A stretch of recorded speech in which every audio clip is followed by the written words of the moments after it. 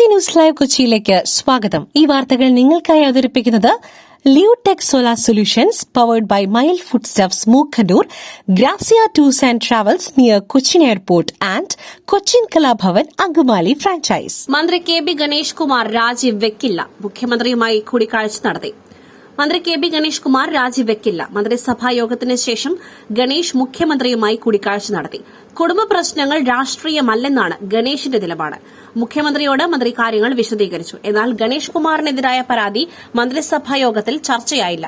രാജി അഭ്യൂഹം മാധ്യമങ്ങളുണ്ടാക്കിയതെന്ന് കെ.ബി. ഗണേഷ് കുമാർ പ്രതികരിച്ചു. കെ സുരേന്ദ്രനെതിരെ മത്സരിക്കും. മഞ്ചേശ്വരത്ത് വീണ്ടും സ്ഥാനാർത്ഥിയാകുവാൻ കെ സുന്ദര.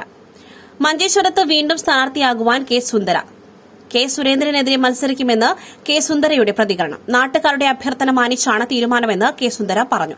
മഞ്ചേശ്വരം തെരഞ്ഞെടുപ്പ് കോഴ കേസിൽ ബിജെപി നേതാവ് കെ സുരേന്ദ്രൻ കെ സുന്ദരയ്ക്ക് കോഴ നൽകി എന്നായിരുന്നു ആരോപണം. 2016 നിയമസഭാ തെരഞ്ഞെടുപ്പിൽ മഞ്ചേശ്വരത്തെ സ്വതന്ത്ര സ്ഥാനാർത്ഥിയായിരുന്നു കെ സുന്ദര.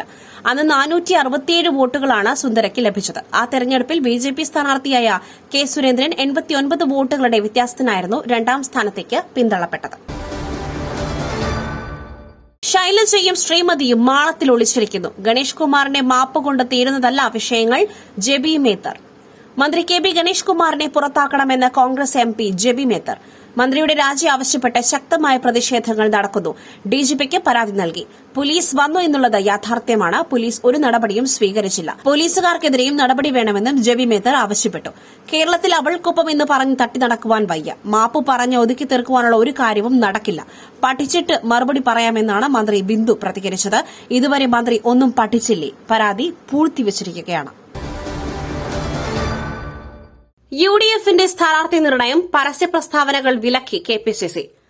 കേരളത്തിൽ UDFന്റെ സീറ്റ് വിഭജനവും കോൺഗ്രസിന്റെ സ്ഥാനാർത്ഥി നിർണയവും നിശ്ചയിക്കുന്നത് കോൺഗ്രസിന്റെയും UDFന്റെയും സംസ്ഥാന നേതൃത്വമാണെന്നും സീറ്റ് വിഭജന ചർച്ചകൾ പുരോഗമിക്കുന്നതിനിടയിൽ ഘടകകക്ഷികൾക്ക് സീറ്റുകൾ നൽകുന്നത് സംബന്ധിച്ച് പരസ്യ പ്രസ്താവന നടത്തുന്നത് ഒരു കോൺഗ്രസ് നേതാവിനും പാർട്ടി ഘടകത്തിനും ചേർന്നതല്ലെന്നും KPCC president Sunny Joseph MLA.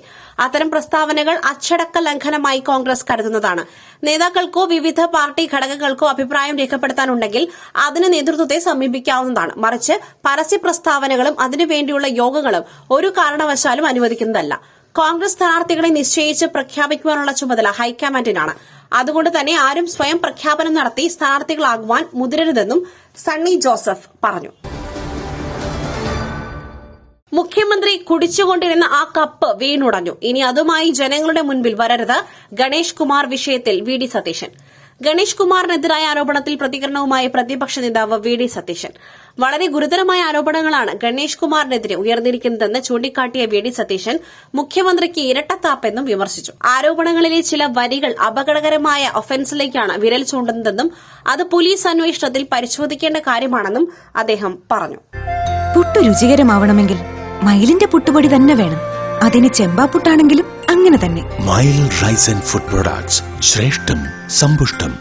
രാജിയില്ലെങ്കിൽ Ganesh കുമാറിനെ പുറത്താക്കണം. ഇടതുമുന്നണിയുടെ കാലത്ത് സ്ത്രീ സുരക്ഷ ജലരേഖ. ഷാനിമോൾ ഉസ്മാൻ. ഇടതുമുന്നണിയുടെ കാലത്ത് സ്ത്രീ സുരക്ഷ ജലരേഖയെന്ന് കോൺഗ്രസ് നേതാവ് ഷാനിമോൾ ഉസ്മാൻ. ഗണേഷ് കുമാറിന്റെ ഗാർഹിക പീഡനം ഭാര്യ തന്നെ തുറന്നു പറഞ്ഞു. വിഷയത്തിൽ പോലീസ് നടപടിയെടുത്തില്ല. മുഖ്യമന്ത്രി മറുപടി പറയണമെന്നും അവർ ആവശ്യപ്പെട്ടു. പൊതുസമൂഹത്തിന് എന്ത് സന്ദേശമാണ് ഇവർ നൽകുന്നത്? ഗണേഷ് കുമാറിനെ മന്ത്രിസഭയിൽ നിന്നും മാറ്റണം. വനിതാ മന്ത്രിമാർ എവിടെ? അവർ കൊടിയുടെ നിറം നോക്കി നിലപാട് പറയുന്നവർ. രാജിയില്ലെങ്കിൽ പുറത്താക്കണമെന്നും ഷാനിമോൾ ഉസ്മാൻ വിമർശിച്ചു.